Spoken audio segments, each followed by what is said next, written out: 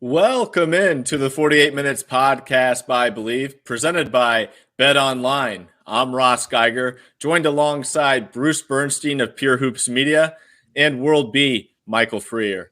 This is episode number 37, the Meta World Peace episode, which is ironic because we've got a big player suspension to discuss here shortly. But before we get into our opening tips, let's be sure our listeners know that we're excited to have a new sponsor for the show, and that is BetOnline. BetOnline.ag is your number one source for all your basketball info, stats, news, and scores. Get the latest odds and lines, including latest player reports for this year's pro basketball playoffs. BetOnline is always your sports information headquarters this season, as we have you covered for all your sports wagering needs. Basketball, MLB, NHL hockey, right to UFC and boxing.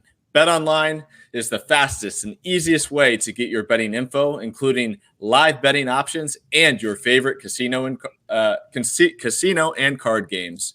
You can play right from your own home. Head to the website today or use your mobile device to get in on all the action. Be sure to use our promo code BELIEVE to receive 50% welcome bonus on your first deposit. BetOnline, where the game starts. And with that, our show will start with Bruce giving us an opening tip. All right, Ross, thanks. And welcome to our friends from BetOnline. It's great to be associated with you. You know, Draymond Green may very well have written his ticket out of Golden State with his latest act of stupidity when he stomped on the torso of Domantas Sabonis and was ejected from Monday's Game 2 loss to the Kings. He may or may not have been suspended if that had been his only poor decision, but when he taunted the crowd and acted like a WWE villain on his way to the locker room, he actually kind of forced the NBA to suspend him. In explaining the suspension, the league's discipline czar, Joe Dumars, cited Green's history of bad acts. The list is long, but here are some highlights. In the 2016 playoffs, he kicked Steven Adams, then of the OKC Thunder, in the nuts, which cost Green $25,000 and a flagrant. Then in the 2016 finals against Cleveland, he picked up another flagrant foul when he hit LeBron James down there in Game 4, leading to his suspension for Game 5. At the time, the Dubs were leading the Cavs 3-1, but when the Cavs were given life in Game 5 with Green watching from home, they took that game and the next two as the Cavs won the title in 7 games. I'm always going to believe that if Green had played Game 5, Golden State would have won that title in 2016. I never felt Green expressed any real remorse for costing his team a championship and ultimately a run of 4 straight championships. And now Green's antics have bookended this season. Early in training camp, he punched teammate Jordan Poole at practice. Really nice, and really suffered little more than a slap on the wrist. It was really a bad way to begin a title defense, and the team stumbled out of the gate starting 3-7 and never really looked like a group with chemistry.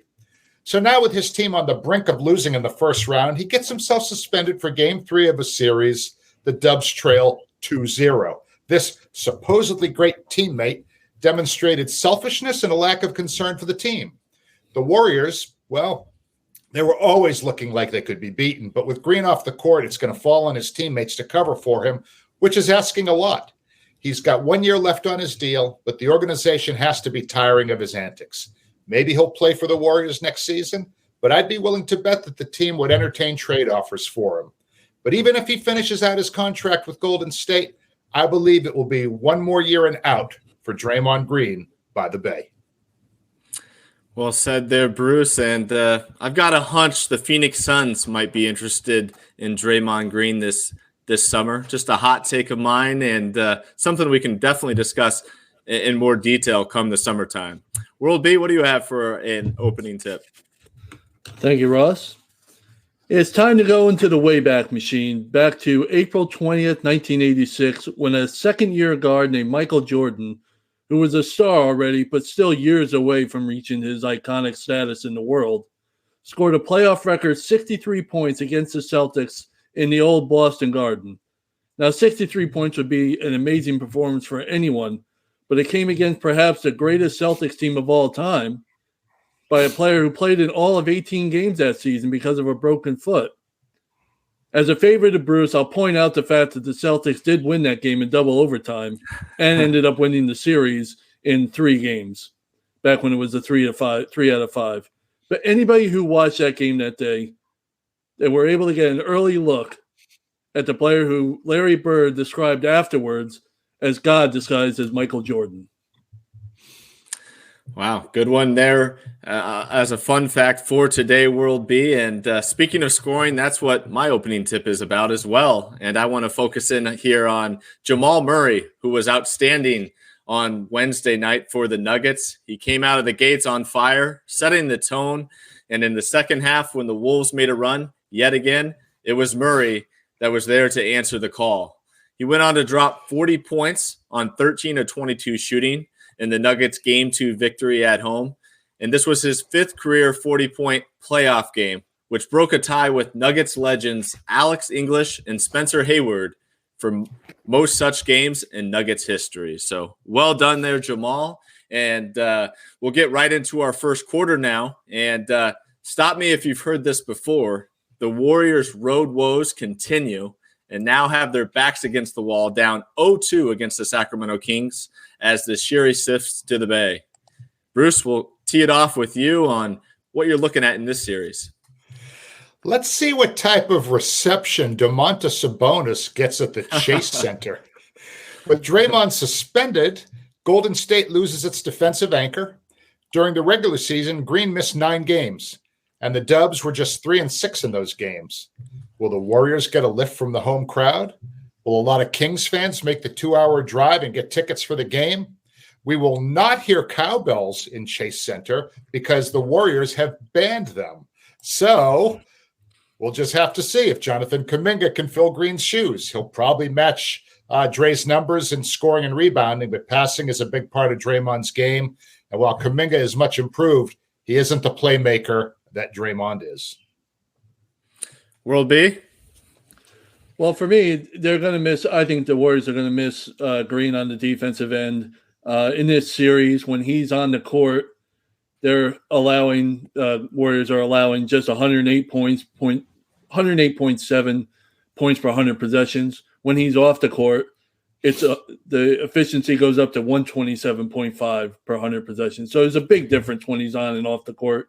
His antics and garbage aside, he is a guy that's going to be missed, I think, on the court. What's interesting is, in the last game, the Warriors came out really sharp defensively. It's been a real problem for them on the road all season. In the first quarter, they only allowed 86.8 points per 100 possession, well under a point per possession. That's solid defense no matter what.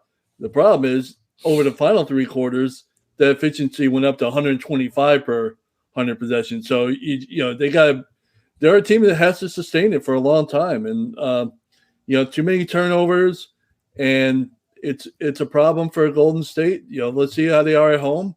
But the defense has got to step up, and now you're without, your best defensive player. I think the first 6 minutes of Game 3 in the Bay is going to tell us a lot about the Warriors' chances going forward, because I truly think with the Warriors back at home, with the shooting that they have, Wiggins now has a couple games under his belt here in the playoffs as well. I think they might get things rolling at home, kind of get that crowd energy going. And as we know and have seen in past years, when those guys start shooting the ball as they're capable of and have that home crowd around them, they certainly are a scary team. So I would look for the Warriors to try to go small against the Sacramento Kings without Draymond Green. I think we could see a lot more Gary Payton II out there, maybe some Moses Moody just to add some more perimeter shooting. And they're going to have to try to match. It's crazy to say this, but the Warriors are going to have to try to match the pace of the Sacramento Kings. I expect both Stephen Curry and De'Aaron Fox to be absolutely electric in this game. They're both going to get buckets.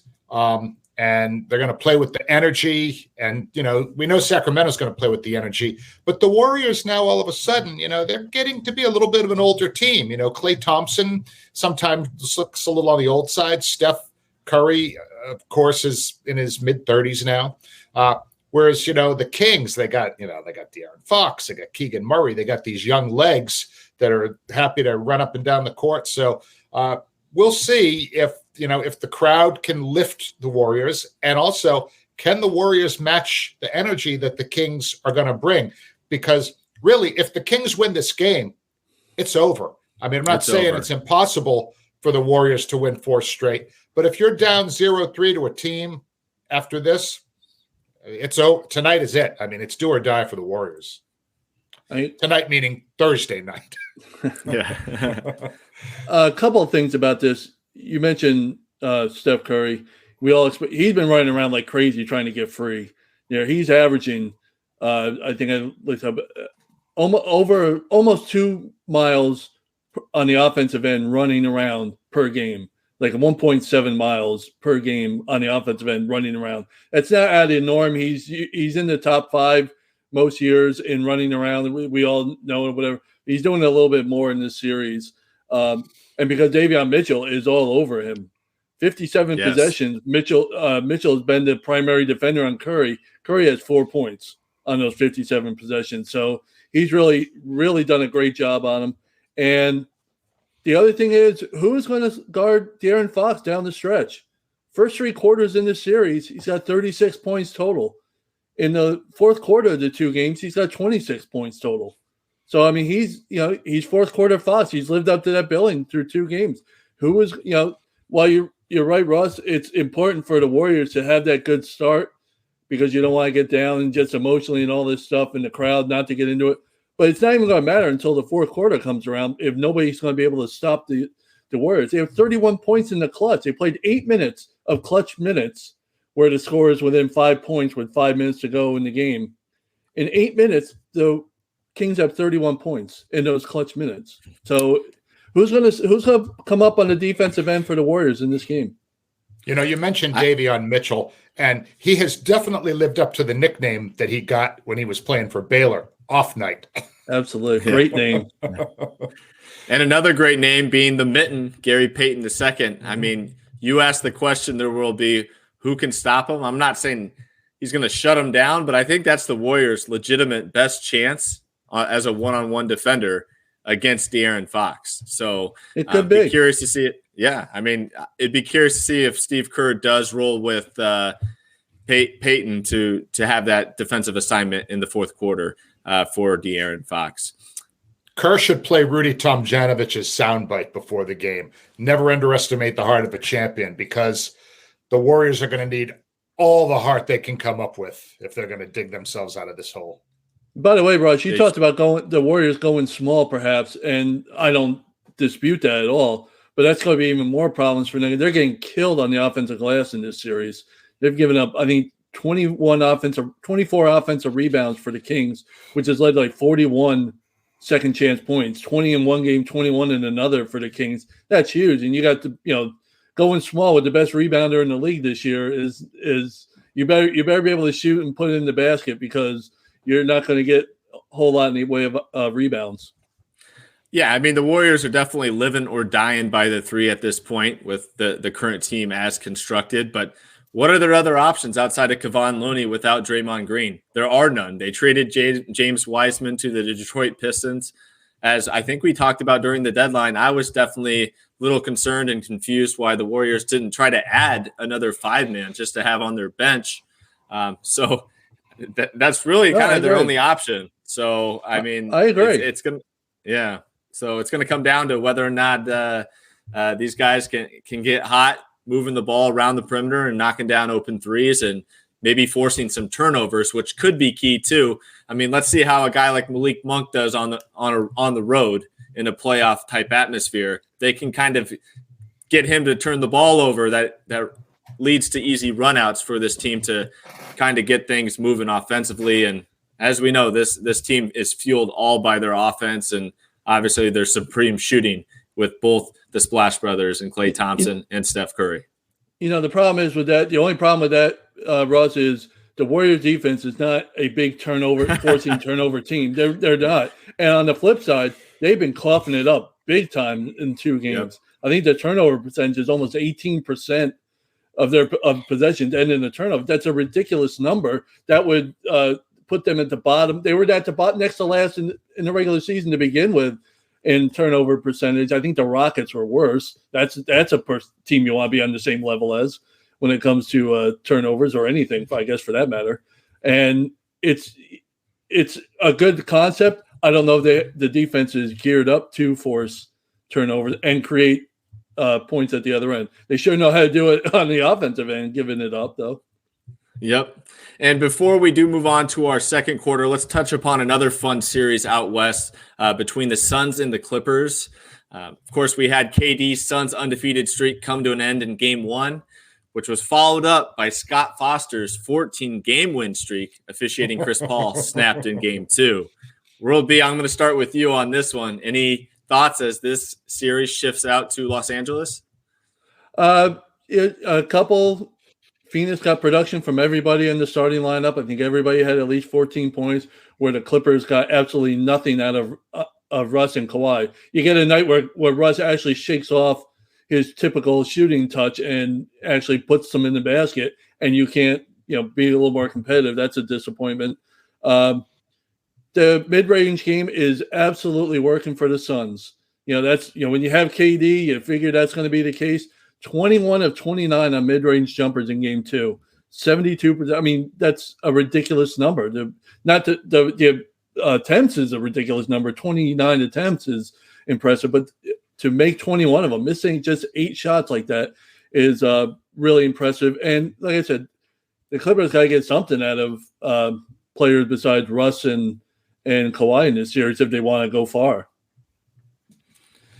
Bruce? Well, one thing the Clippers have gotten is some really outstanding play from their Zubats-Plumlee center combination.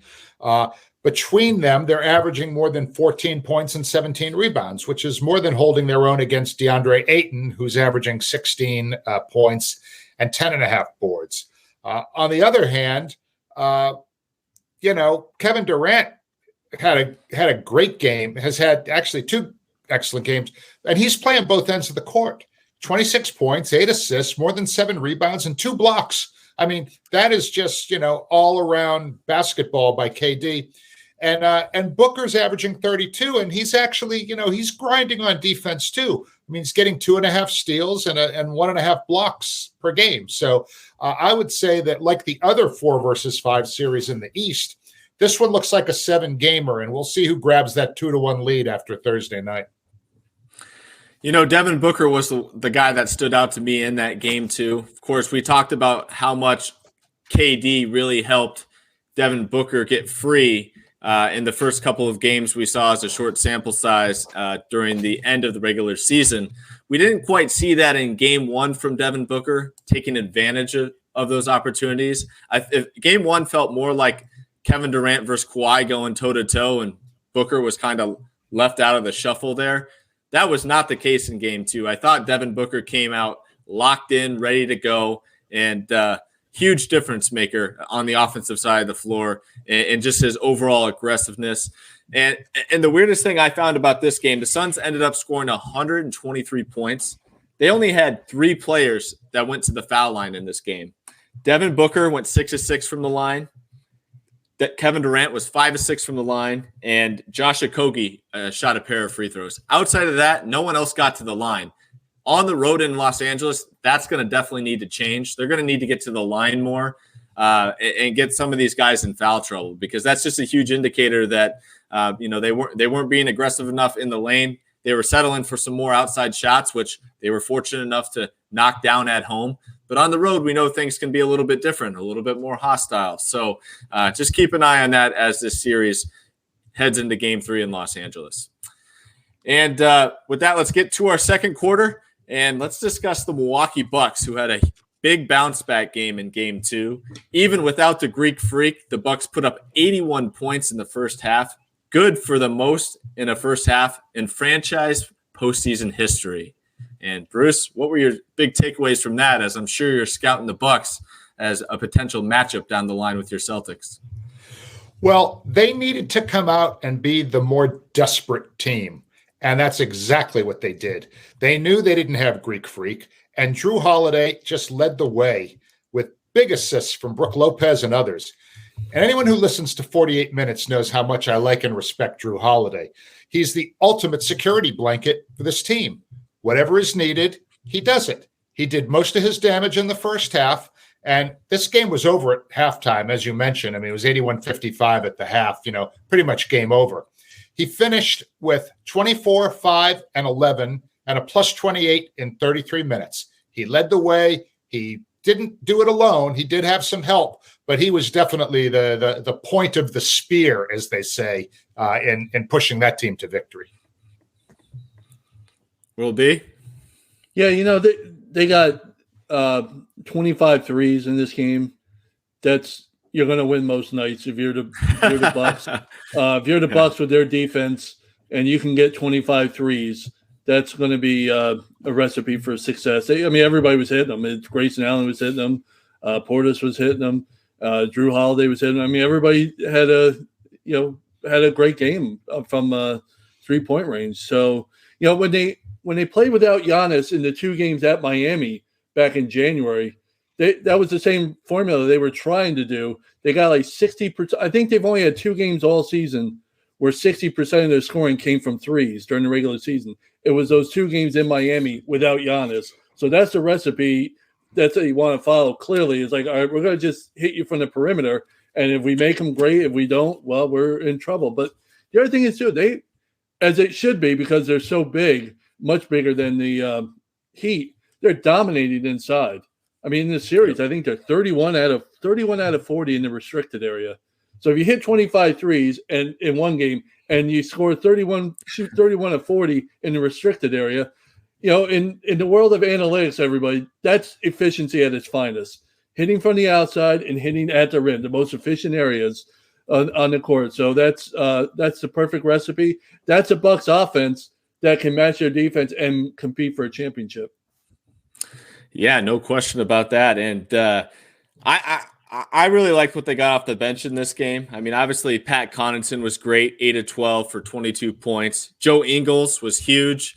A lot of that second quarter boost was from Joe Ingles, who was pulling up in transitions for threes, which was pretty bizarre to see, but great to see for Bucks fans. And even Javon Carter played 14 minutes, only scored 3 points, but he's just a menace out there.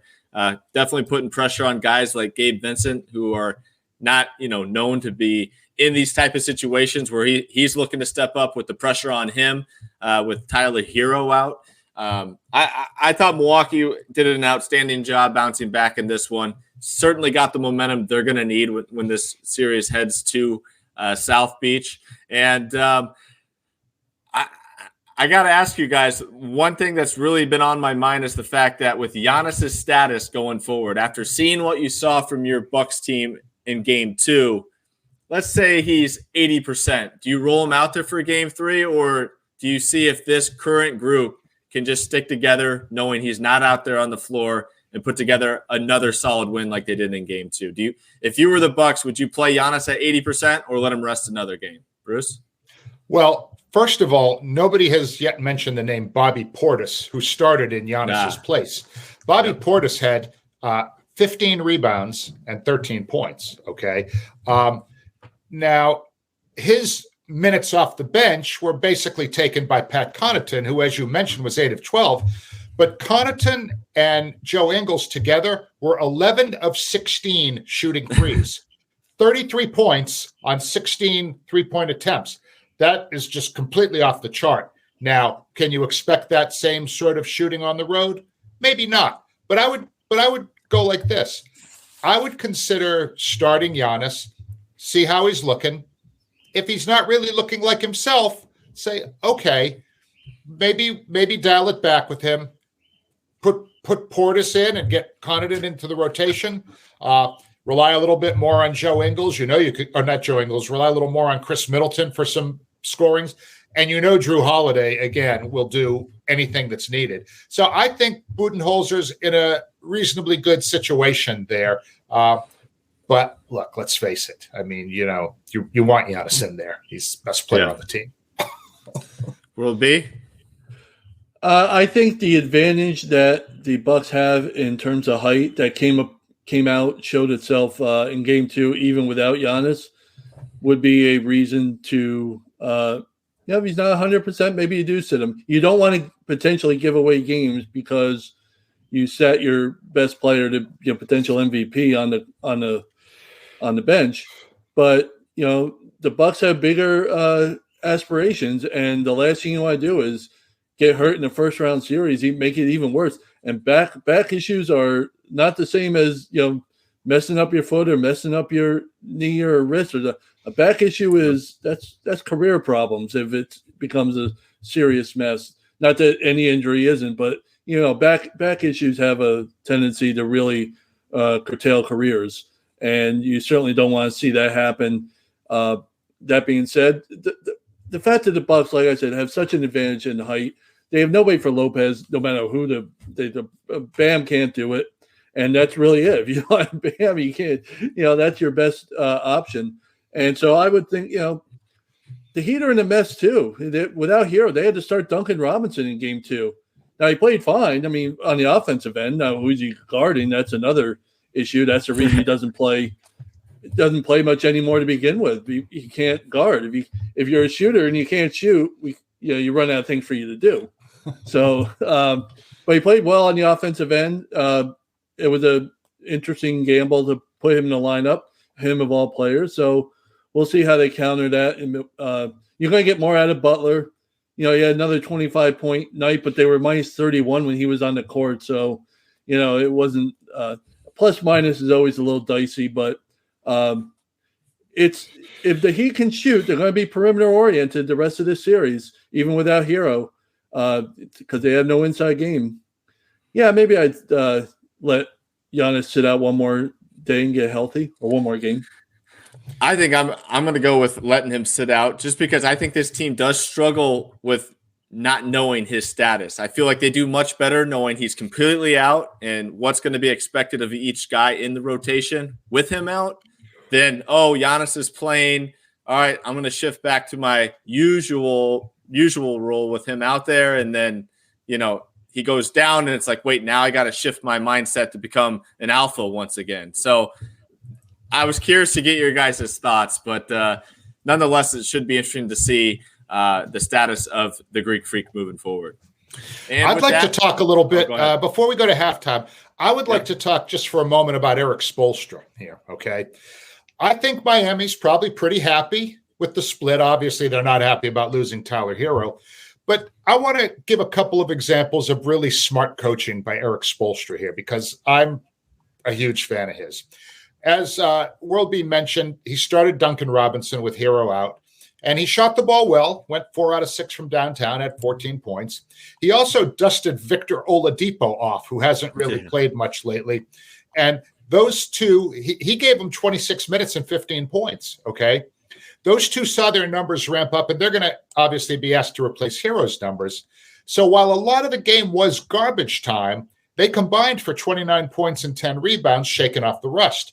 Conversely, Bam Adebayo and Jimmy Butler both had off nights, and Spoelstra wisely reduced their minutes as the game went on. He wanted to save their legs for the games in Miami for 3 and 4.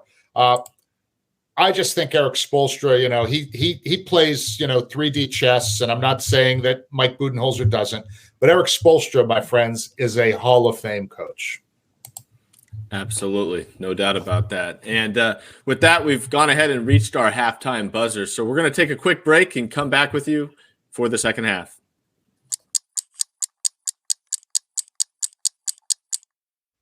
All right, and we're back with the start of our third quarter. The Lakers, they did not have their A game following game 1. And in game 2, they let that one slip away in Memphis versus a jawless Grizzlies team. And, of course, this series now shifts back to Los Angeles. And, World B, I'm going to start with you. Were you a little surprised that the Lakers let this one slip through the cracks, or were you expecting a big bounce-back game from the Grizzlies? I was expecting a lot more energy. I think I mentioned before, we talked about in the previous episode, teams rarely go down 0-2 at home. So you had to figure the Grizzlies would come back and play. They played their game. I mean, they really did not shoot the ball tremendous. They jumped out early on the Lakers, up by 30-19 after the first quarter. Yep. And they forced a whole bunch of turnovers on defense, 10-0 in points off turnovers in the first quarter alone. So that's a big key for them. And so I wasn't surprised that they came out with so much energy. They were the better team all season than the Lakers. That's why one's number 2 and one's, had to be in the play-in game. The Lakers were great in the second half of the season. We talked about that. But, over the course of the season, the Grizzlies had proven to be a better team. And on Wednesday, they played their game. And that is, I don't have to shoot so great. I can score in other areas, and that's what they did. Just like Milwaukee, Memphis was the more desperate team. I mean, you could see right from the jump. They came out with a sense of desperation. We had spoken prior to Game 2 about Xavier Tillman, about how he needed to do a little bit more for those guys. Yeah. And Tillman and Tyus Jones were total pros in Game 2. Tillman averages just 7 and 5 during the regular season. He had 22 and 13. Okay, he went like 10 out of 13 from the floor. He was just a beast in the paint. And Tyus Jones, who I heard on the TNT broadcast is the highest paid backup point guard in the NBA, earned his money. He had 10, 6, and 8 with just one turnover in 36 minutes. So they did a very nice job coming out with the energy, with the desperation. And, of course, then there's Dillon Brooks, okay? He's trying to be Draymond 2.0, taunting LeBron, shooting just 5 for 14. But you know what? He had that dagger late in the game.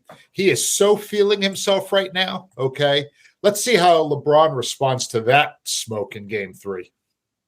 Did you see his post-game comments in the locker room with his sunglasses on saying, LeBron's old. He's old. I don't care what he's got to say.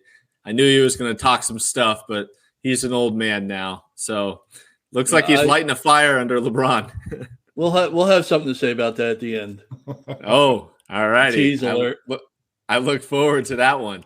Yeah, I mean, I was very impressed with the Grizzlies' response here in Game 2. Of course, didn't think the Lakers did themselves any favors with their effort and energy level for most of that game. But the Grizzlies got back to playing Memphis Grizzly basketball. Got big contribution from Tillman, as you alluded to there, Bruce, and. Yeah, I mean, even off their bench, Luke Kennard, a guy they went out and acquired at the trade deadline, shot it well from 3.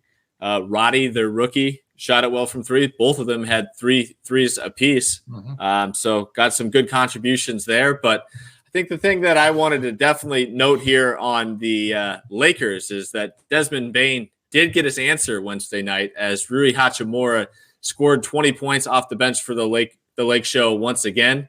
And Rui became the first Laker to score 20-plus points off the bench in back-to-back playoff games since some guy named Magic Johnson did so in 1996. Rui, as you mentioned, had another solid game, and he has definitely cemented himself as the sixth man. I remember when they picked him up, earlier in the season, all of us liked this acquisition, okay, when they traded for him. And that was really Rob Pelinka's very first move in retooling this team on the fly before the trade deadline. So he was really the first guy they brought in, and he's just been outstanding. But a quick note about Anthony Davis. He had a very subpar game in Game 2. He got hit in the eye. He drew a little blood, shot 4-14, had his shot rejected by 6'5" John Conchar, which had to be embarrassing for him. That one's, we're going to remember that one for a while. I think, of course, he'll be better in LA, but I wonder, did AD kind of, maybe not take the Grizz as seriously as he should have? Yeah, I mean, that's a good point. I think a lot of it could go back to the Grizzlies getting back to their own principles and standards of being a little bit more physical. I thought they were a lot more physical with Anthony Davis in this one. Of course, the fact that Xavier Tillman was aggressive offensively made Anthony Davis work a lot more down low as well. And, Tillman got the best of him in this one. I would expect a bounce-back game from Anthony Davis to have a monster Game 3 in Los Angeles for the Lakers. But, yeah, I mean, Anthony Davis was subpar for sure. And this one's definitely going to remain interesting as everything is now deadlocked at one game apiece. Hey, can I just say one real quick thing about LeBron before we move on? As of late, his outside shot isn't really falling. I mean, he's getting almost all of his points at the rim and at the foul line. And you know what? Teams are going to load up on his drives if he doesn't start getting some of those outside shots to fall. He was 1 out of 8 from downtown on Wednesday, and he's 4 for 16 from downtown in 2 games. Granted, he still does LeBron things. He had 28 and 12, but he was minus 17 in 39 minutes, okay? I can't wait to see if Draymond 2.0, Dillon Brooks backs up that smack talk against him in L.A. Yeah, LeBron's definitely got to find that outside stroke to kind of have that inside-outside game working for himself and for others, because we know how much that opens up everybody else out on the perimeter. As for the fourth quarter, the Timberwolves showed some life late Wednesday night in the second half, but still fell short to the Denver Nuggets. Now find themselves down 0-2. Much like I think we'd all agree on Atlanta, I think the Timberwolves are pretty much toast at this point, but wanted to get your guys' thoughts on what you thought of that second half, as they did put together a nice run and made things interesting in that fourth quarter. Bruce? Why don't you go up first on this one, World? Oh, it was very impressive to be able to come back like that, because, they basically laid an egg in game 1, and they were getting it handed to them for a half in game 2. And, they're kind of young, but they're not really young when you have Conley and Rudy there. But, their best, Cat is young, and Anthony Edwards is young. And Edwards took over and had a tremendous second half. And 27 points in the second half. He was hitting everything. It was really an impressive thing to get all the way back in a quarter. They didn't even need the entire half to get back in the game. They got back by the end of the third quarter, had the lead in the fourth quarter for a time. Now, after a while, the Nuggets were able to put it away and stuff, but it was, as Ross mentioned, Jamal Murray was solid. He's capable of doing that. We've seen that in the past in the bubble, in the playoffs, a pair of 50-point games. From him, so we know what he's capable of there. But I was impressed with the comeback, and I think that's a lot of momentum for Minnesota going into the next games in Minnesota. I have a slightly different take on it, not disagreeing with you by any means. Right. But here's the deal. The Nuggets jumped out to a 15-point lead at halftime, right? Then the Wolves stormed back in the third quarter, putting up 40 points in the third quarter, eventually taking the lead after 3. But in the final quarter, Denver outscored Minnesota 35-24 to win by 9. Now, here's my take, and maybe World B, you can look into your magical database and see if my theory is accurate here. But here's the thing. When road teams play in Denver, okay, they need to stay close at halftime. They can't have a huge halftime deficit, because what ends up happening is they have to crush it in the third quarter just to get back in the game. And that's what happened in game 2. But after flooring it in the third quarter, in the fourth quarter, I think the altitude does start to take its toll on these visiting teams, and their energy is gradually sapped. And then Denver cashes in. And that's what I think happened last night. So, yeah, if you can stay with them in the first half and not have to totally go nuts in the third quarter where you got to leave everything out there to get back in the game, you'll have something left for a closing kick in the fourth quarter. And I think Minnesota didn't have that in game 2. I would agree with that, Bruce. I think the fourth quarter definitely took its toll on a team that floored it in the third. Another thing that took its toll on the Timberwolves was the foul trouble. Karl-Anthony Towns picked up foul number 3 in the first half, then had a 4th foul. Rudy Gobert had 5 fouls by the end of the game, so he was out there kind of gingerly walking around playing defense because he couldn't be as aggressive as usual. And then you look at other guys, Taurean Prince, who's been stepped up big time for this team in Jaden McDaniel's absence. He had 5 personal fouls. Anthony Edwards had his 4th foul, and Kyle Anderson had 4 fouls off the bench, who's their primary 6th man. So this team really had foul trouble throughout the game. Credit to the Denver Nuggets for getting them into that foul trouble.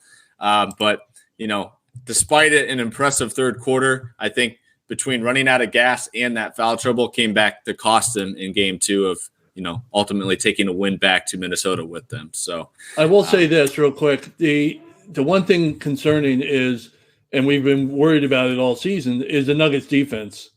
And that third quarter was terrible for them and at home. And you could hear Mike Malone, he was mic'd up or whatever, talking in the huddle. He was just livid at him for allowing Minnesota to come back and the defense that they played. And to your point, Bruce, they picked it up in the fourth, and maybe it was a little talking to or whatever, but it's concerning because you're going to face tougher competition if you get to go forward than the Minnesota Timberwolves for Denver. So you better the defense has got to tighten up. It was kind of interesting to see when Gobert picked up that foul and got the technical, how Kyle Anderson was the guy who went over to him and he teed up and tried to sort of settle him down. If you're Chris Finch, you have to be happy with those two for acting like adults, after their previous conflicts. And the other thing I just want to point out, in looking through the numbers from the game, you mentioned that Ant had 41 and Jamal had 40. They had almost identical statistical lines. Ant was 6 for 10 on threes. Jamal was 6 for 10 on threes. Ant shot 14 of 23. Jamal shot 13 of 22.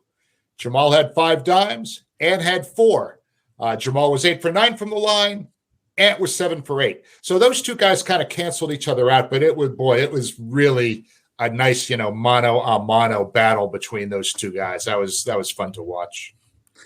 Yep, a lot of fun to watch there, and it was a lot of fun for me too, as I did have a same-game parlay on that game that hit.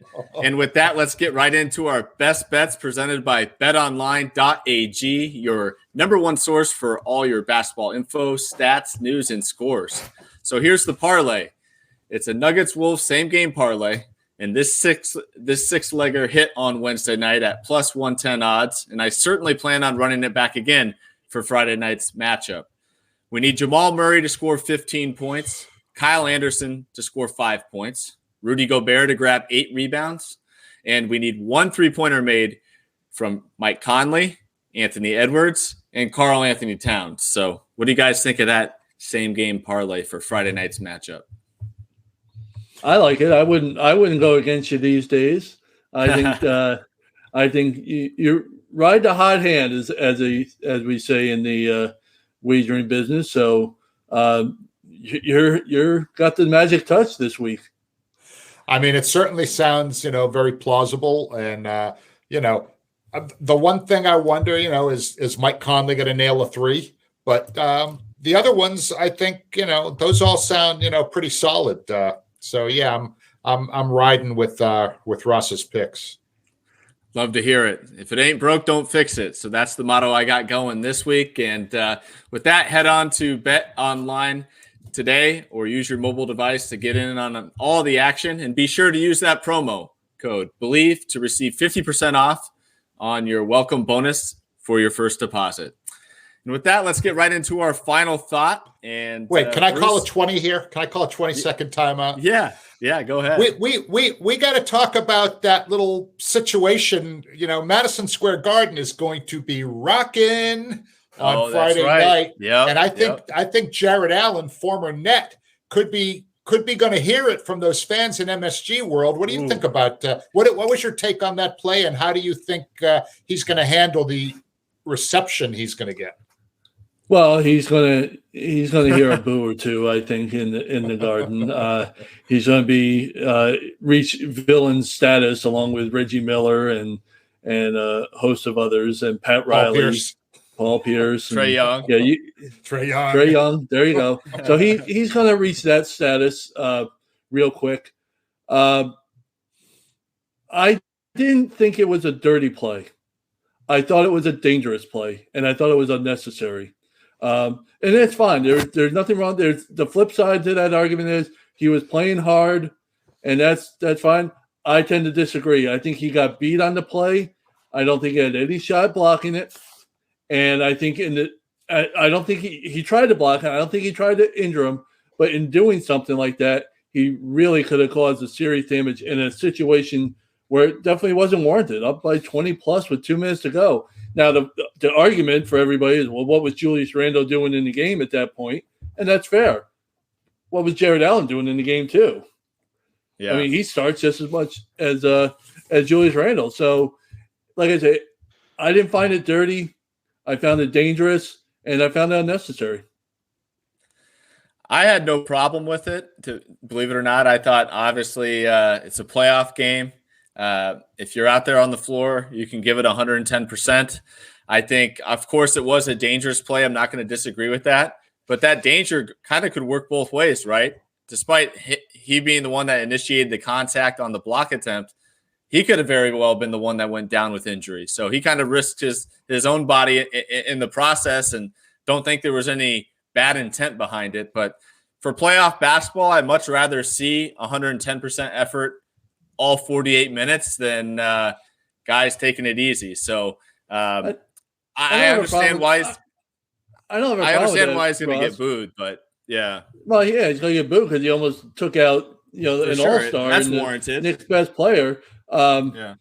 And it was a dangerous-looking play too. That's the problem. Sure. It was he took his field. Thank goodness he got up and everything was fine. And you don't want anybody hurt. I don't want Jarrett Allen hurt in that play, in that situation. But I come from the land of Charles Oakley and Anthony Mason, so it's hard for me to sit here and complain about the play or call it dirty or any of that stuff. So I get it. I can't condone their actions over the years, and then suddenly you get all upset. That being said, I get 100%. You give it all on every play. I think in that situation, he was beat. He wasn't going to get to block. He tried to get to block, but he didn't have any shot at it. And when you're up by 20-something points, to your point, Ross, Julius Randle got hurt, didn't get hurt or whatever, but he looked bad. Yeah, imagine what happens if Jarrett Allen gets hurt trying to defend a shot like that, up 20+ with 2 minutes to go in the game, where the Knicks they're not coming back. That's not going to happen, and everybody knew it. What happens to you if you put yourself in that spot and you get yourself injured, and now all of a sudden a key part of their success, because the Twin Towers impact for him and Mobley is a thing that not too many teams have, if any. Yep. But that's just a thought. Good. I don't know if I had much of an opinion on it, Bruce. Yeah. Well, speaking of thoughts, let's go ahead and get into our final ones here. And Bruce, I'll let you start us off here. All right. We have yet to talk about my beloved Boston Celtics in this show, so it's time. One of the most beloved players in Boston Celtics history is Dennis Johnson, a 6'4" guard who played 7 seasons for the Celtics and won 2 championships in 1984 and 1986. Larry Bird called DJ the best teammate he ever had. And as the Celtics chase banner number 18, they have 3 guards in their rotation, all of whom are 6'4", like DJ, and share many of his traits. Marcus Smart and Derrick White are rugged defenders who aren't elite scorers, but are never afraid to take a clutch shot, just like DJ. White has been Boston's best guard in the first 2 playoff games, averaging 25, double his regular season average. Smart is right around his scoring average after 2 games, but his rebounding, passing, and defense have been a major reason for Boston's success over the past 9 seasons. And as for a newcomer, for this season anyway, Malcolm Brogdon, his hoop IQ and ability to make clutch baskets while taking care of the ball are also characteristics he shares with DJ. At the time of Dennis Johnson's untimely death in 2007 at the age of 52, he was the head coach of the Austin Toros, then known as the D-League, now the G-League. He would have eventually been a head coach in the NBA, and there's little doubt in my mind he would have seen a lot of himself in Marcus Smart, Derrick White, and Malcolm Brogdon. Awesome comparisons there, Bruce. Thanks for sharing that. World B. The clown show that was Game 2 of the Lakers-Grizzlies series did not really occur on the court. It came afterwards when Dillon Brooks, sunglasses to hide his shade him from the blinding light of the television cameras, proclaimed that he doesn't care about LeBron James because LeBron James is old. He doesn't respect anyone until they come and give him 40. Well, we're going to assume, we'll just forget for the moment that Brooks was only 5 of 14 from the field in game 2. And that when he guarded LeBron James in game 2, LeBron only hit 5 out of 8 and scored 11 points on him. So it's not as if he didn't get to 40, but he didn't have enough chances to get to 40, as it turns out. So this will all add the intrigue to game 3 and be one of the headlining things. And if LeBron doesn't go and get for 30 in this game, I'll be very, very surprised, because I know Dillon Brooks is doing his best to try and take the mantle away from Draymond Green as far as the biggest clown show in the NBA. Clown show. Wow. Well, appreciate the roast there on tonight's Final Thought, World-B. Well done. Ouch. As for me, for my final thought, despite the beam, I want to bring some additional light to the Kings-Warriors series, as there have been some real interesting off-the-court hip-hop news stories that have also been covered. Last Saturday during Game 1, we had Bay Area rap legend E40 ejected from the game. That has now been deemed a miscommunication, with an apology made by the Sacramento Kings, who have welcomed E40 back into their building for a future playoff game. Then, in Game 2, we had rap legend and current Kings partner, 50-Cent, courtside, squashing a long-standing beef with boxing legend Floyd Mayweather. Will we get more hip-hop news in Game 3? We'll have to stay tuned. But boy, does this series just continue to get better and better on and off the court.